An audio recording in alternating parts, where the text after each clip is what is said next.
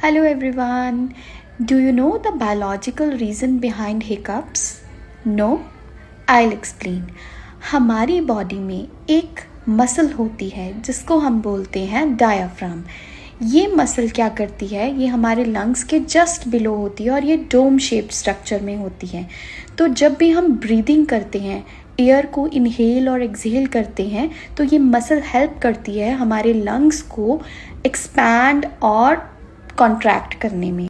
Sometimes जब diaphragm suddenly contract करता है तो क्या होता है कि एयर बहुत फास्ट हमारे वोकल कॉर्ड्स के अंदर एंटर करती है, जिससे क्या होती है हमारी वोकल कॉर्ड्स सडनली क्लोज हो जाते हैं और उससे एक साउंड प्रोड्यूस होती है जिसको हम बोलते हैं हिक। इन्हीं को हम हिकअप्स कहते हैं। So basically hiccups are just your diaphragm losing control for a second.